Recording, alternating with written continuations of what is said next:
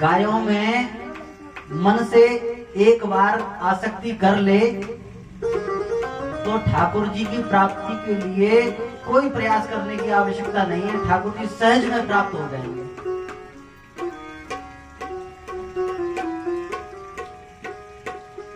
वर्तमान में ऐसी स्थिति है हमारी, औरों की क्या कहें।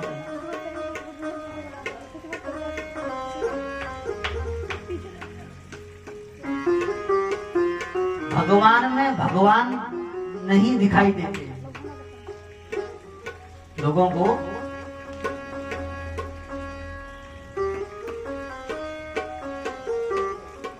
ये मंदिर के भगवान प्रत्यक्ष ठाकुर जी हैं, प्रत्यक्ष भगवान हैं, इनमें तनिक मात्र भी भेद नहीं है।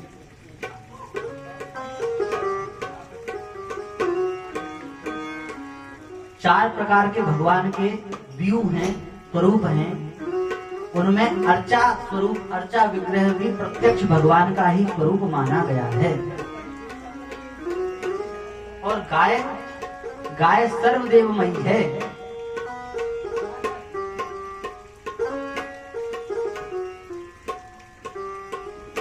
गणेश जी का मंदिर है, गणेश जी का पूजन करना है कर लेंगे, किंतु गणेश जी के मंदिर में हमको हनुमान जी का पूजन करना है, कैसे करेंगे? नहीं कर सकते। गणेश जी का आह्वान है, मंदिर गणेश जी का है, हनुमान जी का पूजन नहीं होगा। हनुमान जी का मंदिर है और देवी जी का पूजन करना है, नहीं कर सकते।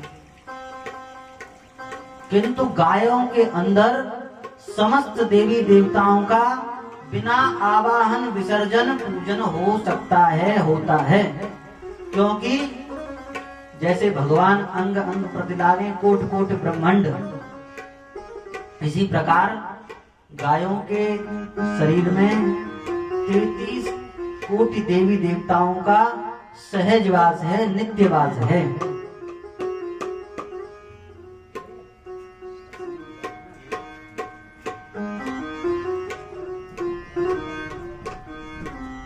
भगवान अपने भक्तों की वाणी को सदैव सत्य करते थे, सत्य करते हैं और सत्य करते रहेंगे।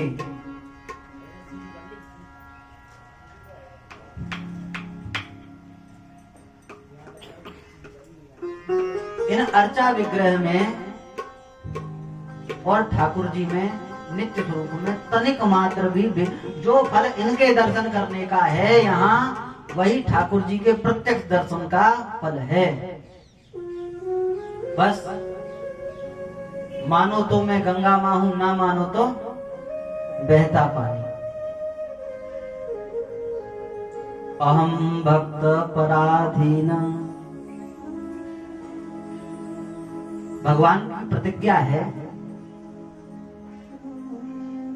दुर्वासा दुखमापन्न, दुर्वासा महर्षि से भक्तापराध हो गया, अम्बरीश जी का अपराध हो गया और दुर्वासा जी तीनों लोकों में चक्र के दुख से दुखित होकर भ्रमण कर रहे हैं, दुखी हो रहे हैं और घूम रहे हैं बचने के प्रयास। ब्रह्मा जी के पास गए, शंकर जी के पास गए,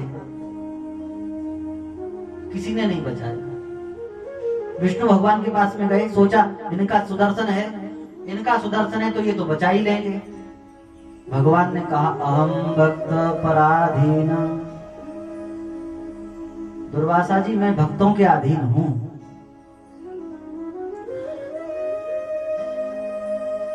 और उस भक्तों के अधीन वाक्य को भगवान अर्चा विग्रह के रूप में सत्य करते हैं। आचार्यों के द्वारा, वेद मंत्रों के द्वारा जो भगवान प्रतिष्ठित हैं, वे भगवान प्रत्यक्ष ही हैं।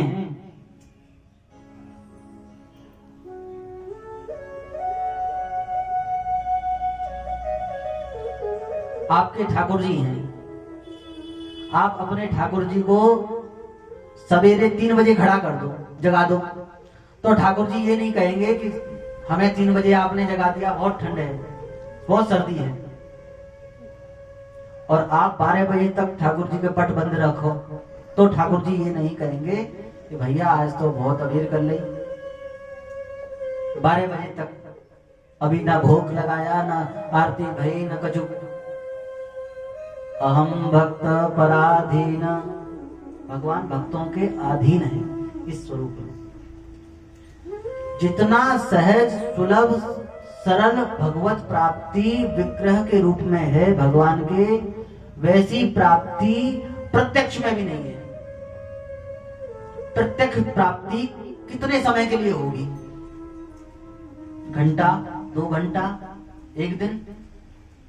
किंतु ये सहज में सुलभ हैं, और ऐसे सुलभ हैं सरलता के साथ में सबके लिए।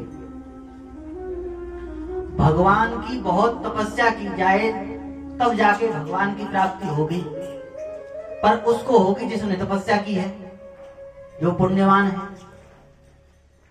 हम जैसे लोग जिनके पास में पुण्य का एक सिक्का भी नहीं है, उन लोगों को भगवत प्राप्ति कैसे होगी?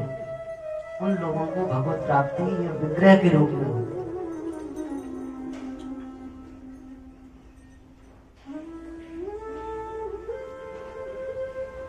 और जुगंते कमल नयन, कलयुग बहुत कृपा करे।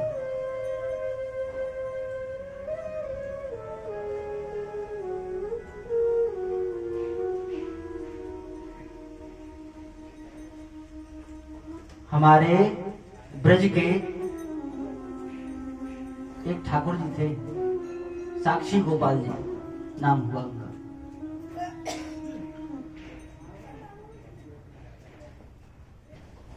उड़ीसा क्षेत्र के 2 ब्राह्मण तीर्थ यात्रा के लिए अपने घर से निकले। एक वृद्ध ब्राह्मण थे और एक युवा थे।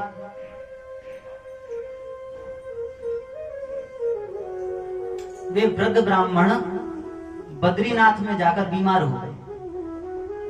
ला गए अति पहाड़ कर पानी। अब तो बहुत व्यवस्था हो गई है, बद्रीनाथ इत्यादि 4 धाम में। उस समय पैदल मार्ग था और बड़ा सकरा। जो वृद्ध पंडित जी थे वह बीमार हो गए, और युवा जो पंडित जी थे उन्होंने उन वृद्ध पंडित जी की सेवा की, खूब सेवा की।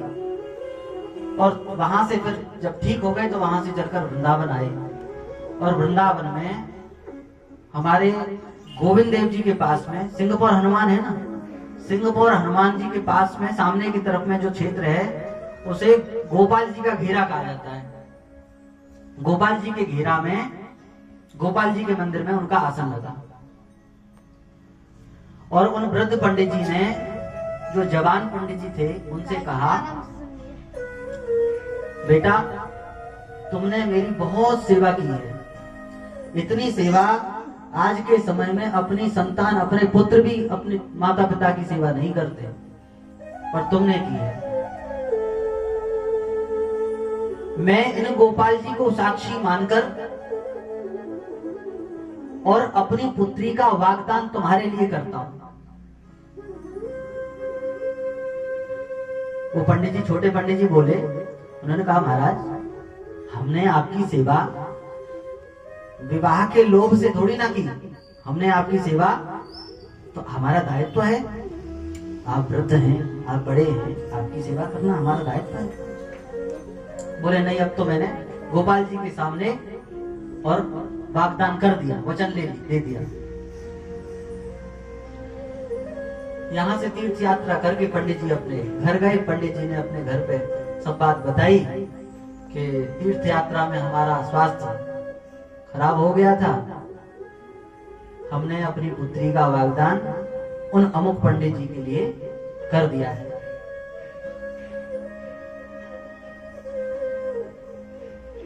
घर वालों ने कहा,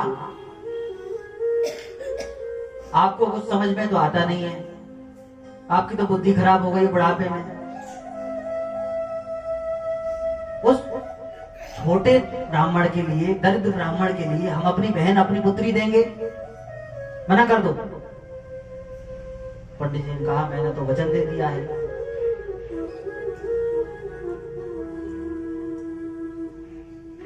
उन्होंने कहा वचन दे दिया है तो ऐसे तो जरबक करते ही रहते बीमारी में।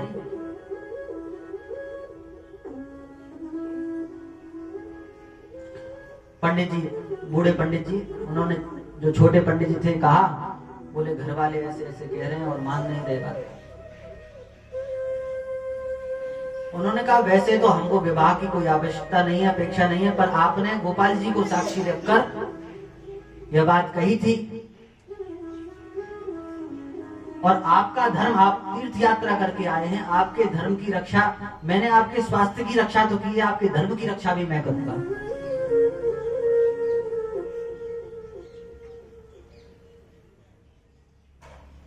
पंचायत हुई और पंचायत तो जो बलवान है, जो भारी भरकम है, उसका साथ देती है।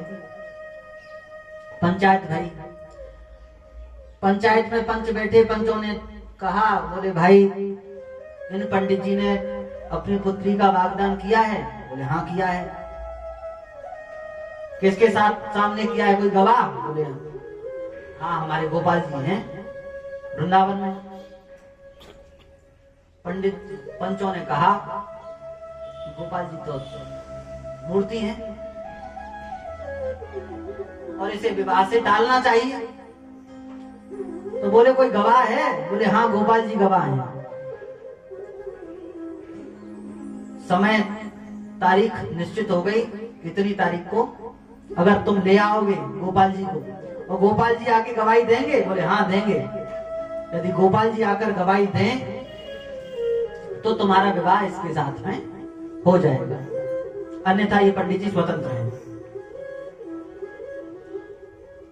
वो पंडित जी यहाँ आए और यहाँ आकर गोपाल जी से प्रार्थना की, और गोपाल जी तो चुप। 3 दिन तक कुछ खाया न पिया। पंडित जी भूखे। पंडित जी ने कहा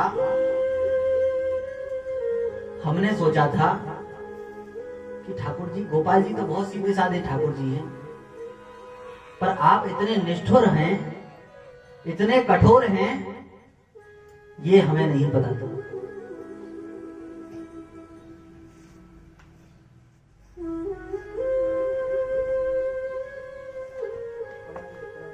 जब 3 दिन हो गए बिना खाए पिए, गोपाल जी ने सोची ब्राह्मण मर जाएगा। ठाकुर जी ने कही अरे बाबरे, कैसो वचन दे आयो? कहीं प्रतिमा भी गवाही देने के लिए जाती है क्या? प्रतिमा कहीं चलकर गवाही दे सकती है? नहीं दे सकती। भक्त भी भगवान के भक्त हैं, तो भक्तों को बुद्धि देने वाले भी भगवान ही हैं। वो पंडित जी ने कहा आप बिल्कुल ठीक कहते हैं, पर ये बताइए कि प्रतिमा चलकर गवाही नहीं दे सकती तो प्रतिमा बोलती है क्या? मूर्ति बोलती है क्या? मूर्ति नहीं बोलती, और जो बोलती है वो चल भी सकती है।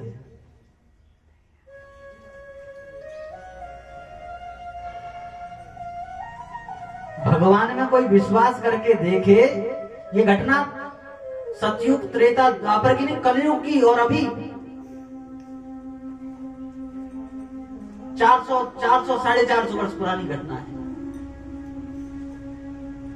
पंडित जी ने कहा जब मूर्ति बोल सकती है तो चल भी सकती है।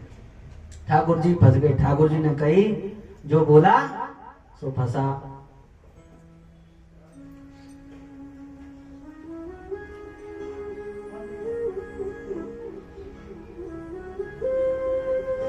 भगवान में और भगवान के नाम में निष्ठा हो जाए, विश्वास हो जाए, तो अपने आप आपके घर के ठाकुर जी भी आपको बोलते भाई दिखाई देंगे, चलते भाई दिखाई देंगे, लीला करते भाई दिखाई देंगे।